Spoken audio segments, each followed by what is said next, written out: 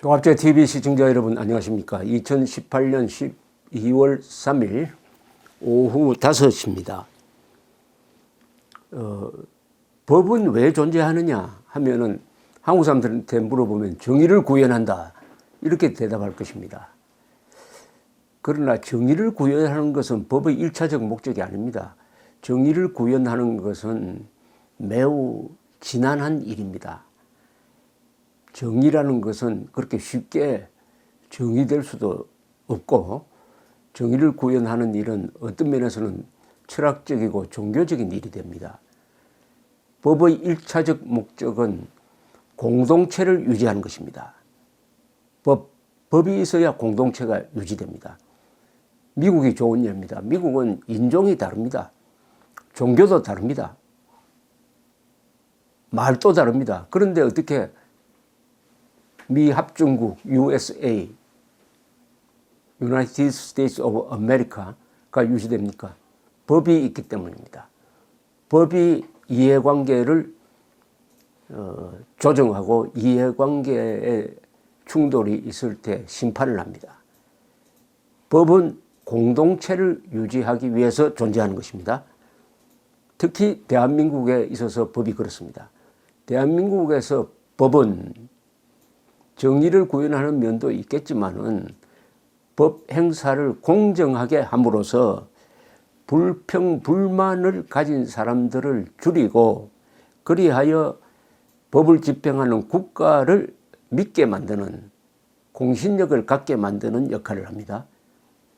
더구나 법은 대한민국에서 반역 세력을 배제하고 반역 세력을 단속하는 기능 또한 갖고 있으니까 법은 공동체를 유지하는 것입니다.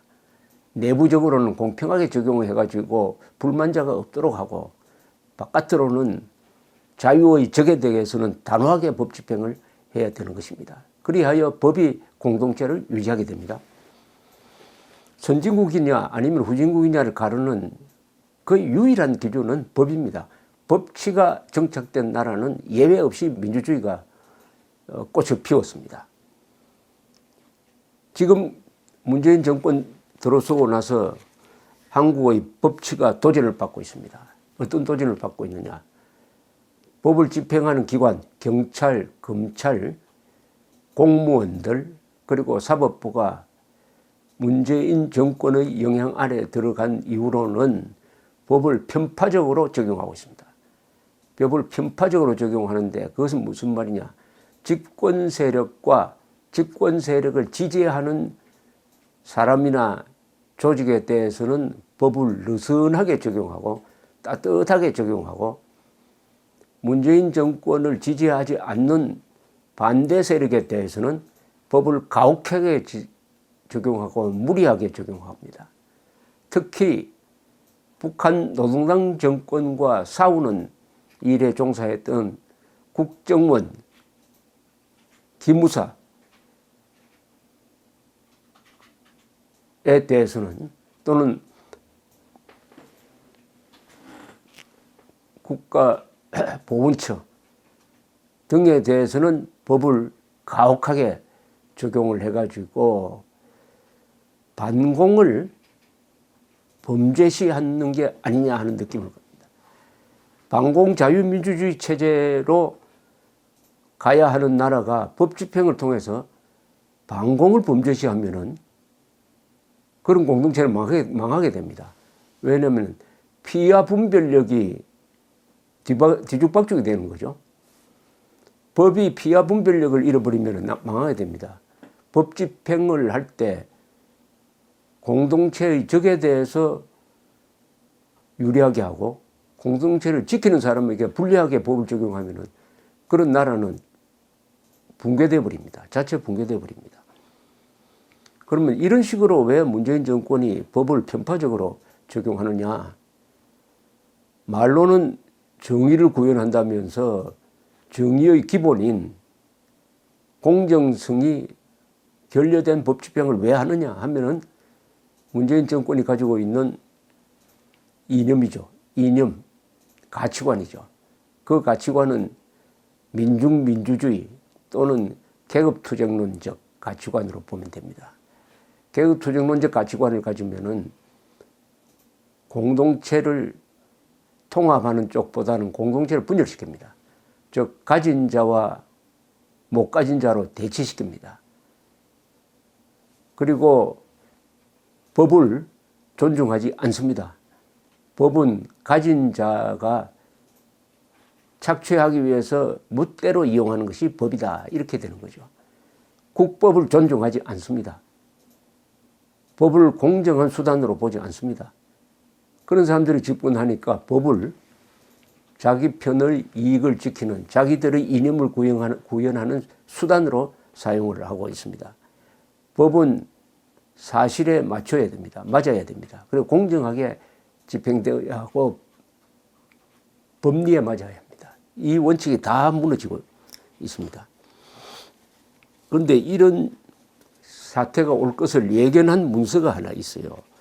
2014년 통합진보당 해산결정문입니다. 헌법재판소의 해산결정문은 통합진보당의 이념을 진보적 민주주의라고 분석을 하고, 이 진보적 민주주의는 북한식 사회주의를 구현하기 위한 이념이므로 헌법에 위반된다 해가지고 해산시켰습니다. 그런데 그 진보적 민주주의도 결국 민중주권론에 기초를 하고 있습니다. 민중주권론, 여기서 민중이라고 하면은 국민이 아닙니다. 특정 계층을 말합니다. 이 정권에서는 민중이라고 하면 우선 노조를 말합니다. 이 민중주권론은 우리 헌법이 가지고 있는 국민주권론과 정면으로 배치됩니다. 그러니까 통합진보당의 해산을 가져온 진보적 민주주의나 문재인 정권의 민주주의나 크게 다를 바가 없습니다. 거기에 고민이 있는 것이죠. 그러니까 이 통합진보당과 당시에 2012년에 민주당은 정책연합을 했던 것입니다. 같은 이념을 가지고 있으니까 집권하면은 같이 정책을 펴자 해가지고 정책연합을 했으니까 결국 비슷한 이념을 가지고 있다 이렇게 보면 되는 것이죠. 그래서 이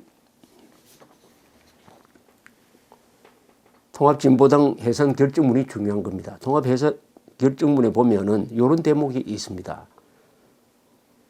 법정 의견에서 본 바와 같이 진보적 민주주의 체제의 국민은 민중에 속하느냐 또는 수구 보수 세력 등에 속하느냐에 따라 법적 지위와 사회적 신분이 달라진다. 이로써 국민의 평등은 국민의 분리로 대체된다고 할 수 있으며, 이는 국민이 정치적 지배권을 가진 계급과 변혁 또는 규제 대상이 되는 계급으로 구분되고, 개인은 계급의 소속 등에 의해 국가로부터 지원을 받거나 규제 대상이 된다는 것을 의미한다.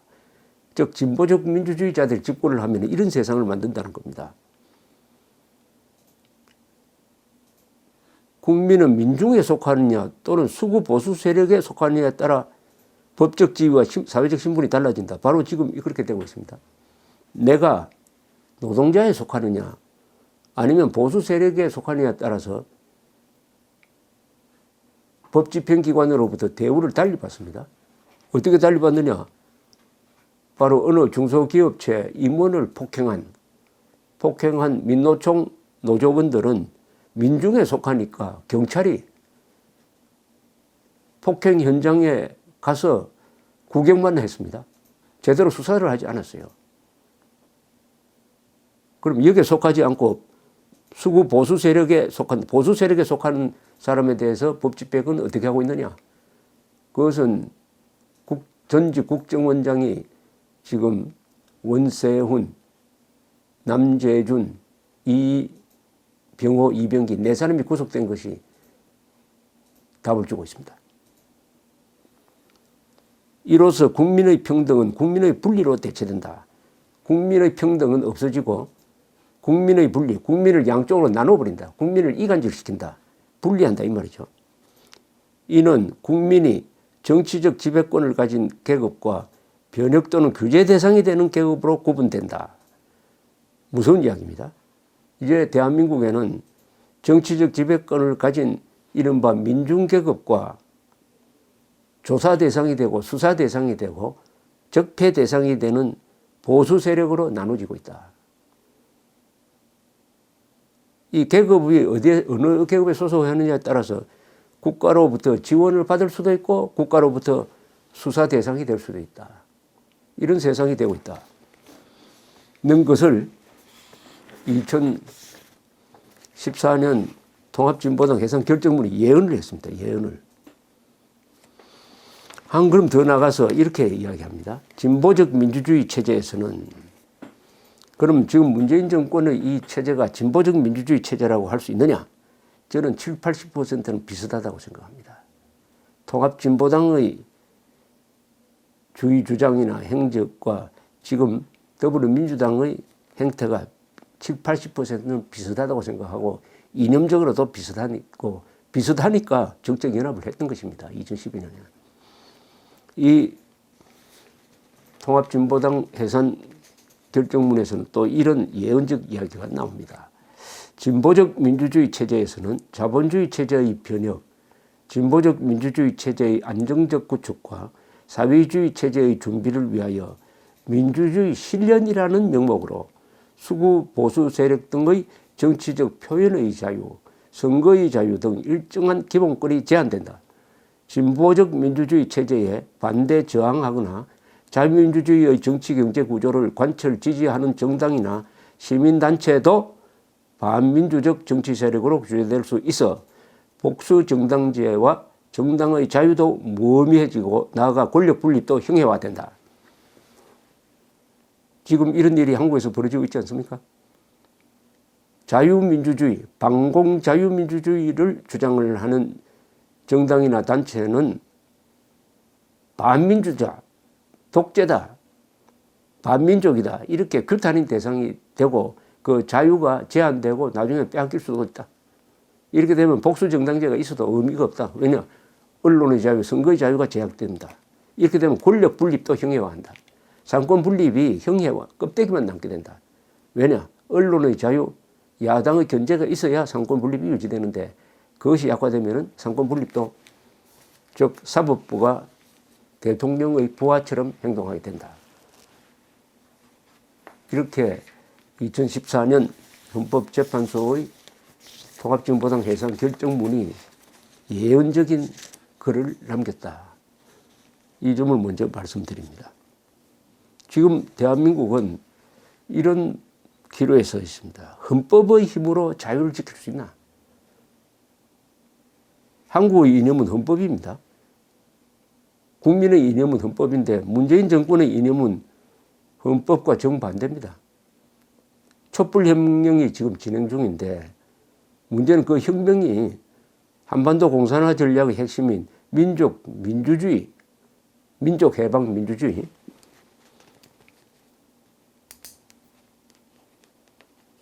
민족 해방 민주주의 혁명의 민족 해방 민주주의 혁명의 그 혁명이냐 아니냐가 쟁점입니다. 혁명도 여러 가지입니다. 자유민주주의를 건설하기 위한 혁명도 있고 공산화를 위한 혁명도 있는데 촛불혁명의 혁명은 뭐냐 하는 것을 깊게 들여다봐야 된다 이 말이죠. 정권이 추진하는 혁명은 무슨 수식어를 붙이든지 자동적으로 헌정 질서 부정을 의미합니다. 진압하든지 저항해야 합니다. 대한민국 건국을 부인하는 것은 국가 정통성과 정체성 및 민주적 정당성의 포기를 의미합니다. 이것은 한민족의 챔피언 자리를 북한 노동당 정권에 넘겨주게 됩니다. 자유를 부정하는 것은 헌법의 최고 가치인 자유민주적 기본 질서와 평화적 자유통일 원칙의 포기로 이어져 가지고 이것은 헌법 제10조가 보장하고 있는 국민 기본권을 침해하는 겁니다. 지금 문재인 정권은 대한민국과 자유민주주의를 반드시 지켜야 할 존재와 가치로 보지 않는 것 같습니다. 헌법 제66조를 전면적으로 위반하고 있습니다. 66조는 대통령의 책무를 규정한 것인데 이것은 국가의 독립, 영토의 보전, 그리고 헌법 수호, 국가의 계속성을 수호해야 된다. 이렇게 딱 못을 받고 있습니다. 국가, 국민, 국법, 국군, 국익, 국기, 국가에 대한 충성심이 결여되어 있고 문재인 정권이 그렇다 이거죠. 북한 노동당 정권 및 종북 세력 등 반국가 세력에 대한 적개심과 분노가 보이지 않습니다. 공산주의를 적과 악으로 보지 않습니다. 그렇다면 적전 무장해제 또는 핵전 무장해제로 공동체는 와해되는 방향으로 가게 됩니다. 문 정권은 국민 전체에 대한 봉사자여야 하는 공무원들을 촛불혁명의 도구로 부리고 있습니다. 국가, 국민, 국군이 반국가 세력을 적이나 악으로 보지 않도록 하는 정책을 전면적으로 추진하고 대한민국 건설 발전 세력을 불의한 존재로 규정해가지고 적대시하도록 부추깁니다. 이것은 진위, 피와 선악 구분 능력이 마비되는 것을 의미하는데 이렇게 되면 대한민국은 자유를 목숨 걸고 지키려는 의지를 상실해가지고 핵무장한 북한 노동당 정권에 먹힐 수밖에 없습니다. 김일성주의자를 사상가로 존경한다고 말한 대통령을 애워싼 좌익 운동권 출신들은 자신들의 이념적 정체를 한 번도 고백한 적이 없습니다. 이들이 친김, 반미, 좌파 성향을 국가정책에 반영하여 대한민국의 정체성을 바꾸고 한미동맹을 축으로 하는 자유진영 노선을 변경해가지고 북한 노동당 정권과 이른바 민족 공조하여 국가연합 또는 낮은 단계 연방제식의 통일로 나아가려고 할 때 헌법의 힘을 동원한 진압 혹은 저항이 가능할 것인가? 여기서 대한민국 운명이 결판날 것입니다. 견제, 진압, 저항을 해가지고 좌절시키면은 촛불혁명, 좌익 촛불혁명을 좌절시키면 대한민국의 자유민주주의는 더 튼튼해질 것이고 여기서 무너지면은 우리는 자유를 잃게 될 것입니다. 야당의 견제, 언론의 자유, 사법부의 독립이 유지되어야 체제를 지킬 수가 있습니다. 이 국가의 이성을 마비시키는 민족 공조의 발역성, 즉 인종차별적이고 계급차별적인 민족주의의 악마적 본성을 폭로하는 사상투쟁에서 이겨야 국민과 개인의 자유를 지킬 수 있고 국가의 영혼을 지킬 수가 있습니다. 민족 반역자와 민족 공조하는 자는 헌법과 사실을 부정하므로 민족 반역자로 간주해야 합니다. 대한민국은 권력이 총고에서 나온 나라가 아닙니다. 선동되거나 각성된 여론에서 권력이 나옵니다. 여론에서 권력이 나옵니다. 맨정신을 가진 국민이 반 이상이 되어야 이 소중한 자유를 지킬 수 있다. 이렇게 결론 내릴 수가 있습니다. 감사합니다.